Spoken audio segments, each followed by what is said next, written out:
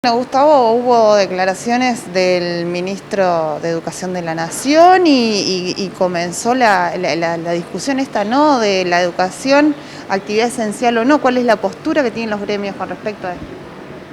Nosotros valoramos la importancia de la educación, porque los docentes, el sistema educativo, con un esfuerzo muy grande de la comunidad, nunca dejó de trabajar ni nunca dejó de funcionar en esta situación de emergencia.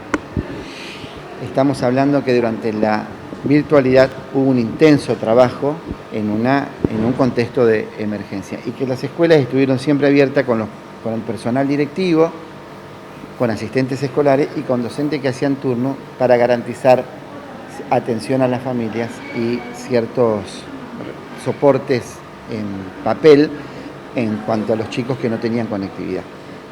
Por eso la escuela nunca dejó de funcionar. Ahora se empieza a hablar de una bimodalidad, de una intermitencia. Bueno, el viernes hay una paritaria.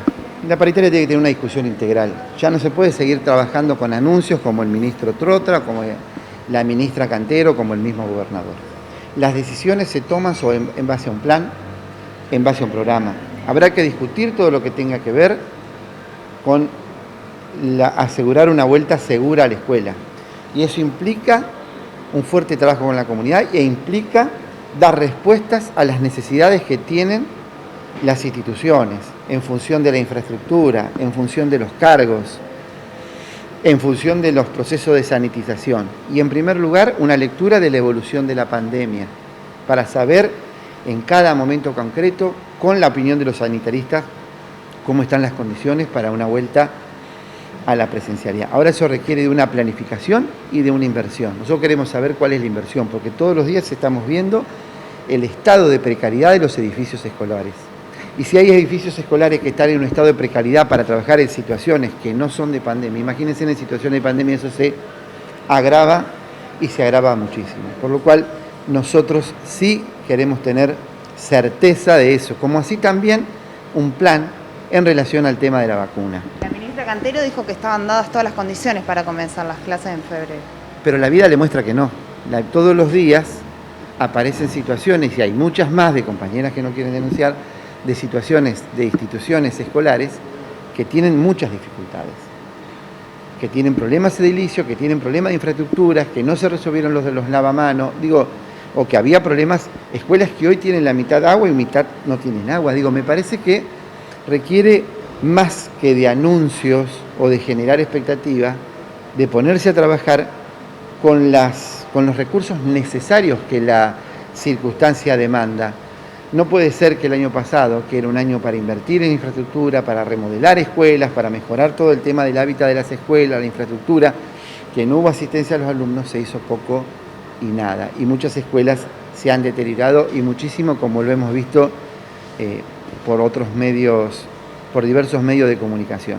Y junto con eso queremos decir que queremos discutir la paritaria, aumenta la inflación, aumentan los artículos de primera necesidad, tenemos miles de docentes por debajo de la línea de pobreza, nos encontramos en una situación de emergencia y con una inflación proyectada por encima del 40% y hasta casi el 50%. Y los presupuestos hablan del 29%. Y una inflación y una discusión salarial que el año pasado terminó como mínimo con 10 puntos por debajo de nuestros ingresos, de pérdida del poder adquisitivo. Entonces me parece que toda esta discusión se tiene que hacer de manera integral. No tienen que ser las trabajadoras de la salud, los trabajadores de la educación, los trabajadores de los cuidados del Estado quienes paguen la crisis de un gobierno que se vanagloria, que tiene las cuentas ordenadas a costa del sufrimiento y del deterioro de la calidad de vida cada vez más de sus trabajadores del Estado, en este caso de los docentes. Así también como la necesidad de discutir las condiciones que se está desenvolviendo la obra social, como también discutir los concursos necesarios, seguir cuestionando el proceso de destitularizaciones y reivindicar el derecho al trabajo y las titularizaciones que se hicieron en el marco de paritarias anteriores y discutir la creación de cargos necesarios para este trabajo en emergencia. Decías que el viernes hay una reunión paritaria. ¿Qué es lo que van a pedir los docentes y qué pasa si no se llega a un acuerdo después? Me parece que la discusión paritaria, desde el punto de vista de las reivindicaciones propias de los docentes, es la recomposición del salario y de un salario que sea remunerativo, que sea bonificable.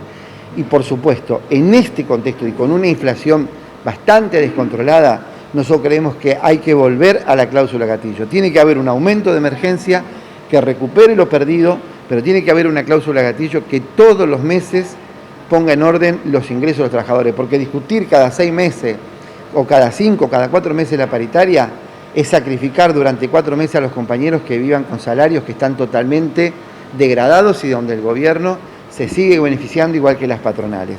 Me parece que esa es una de las discusiones y parte de este pliego que nosotros tenemos que llevar. Y por supuesto, con asambleas provinciales, por supuesto con reuniones provinciales, con convocatoria, donde los compañeros sepan que cada uno de los pasos que vamos a dar van a ser analizados democráticamente y vamos a organizar de conjunto una posición de firmeza y una posición de lucha, porque nosotros el año pasado terminamos con lucha ante las políticas de ajuste del gobierno provincial y también de ajuste al gobierno nacional, que no dieron respuesta al trabajo de la virtualidad. Yo quiero cerrar con esto: 50.000 alumnos no fueron atendidos el año pasado en la virtualidad. La ministra hablaba de presencialidad y garantizó la presencialidad de 700, 800 alumnos en el norte, cuando había 50.000 alumnos que fueron abandonados por el Estado por no crear cargo, por no garantizar plataformas, por no proveerlo de los soportes tecnológicos necesarios.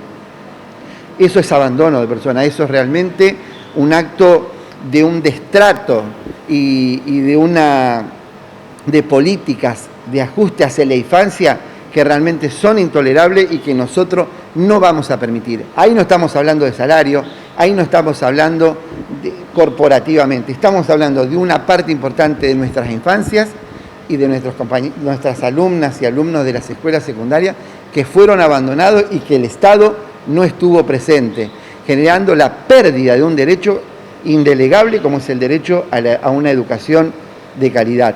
En el año pasado se profundizó la desigualdad educativa, la fragmentación educativa y los sectores más vulnerables fueron los más perjudicados.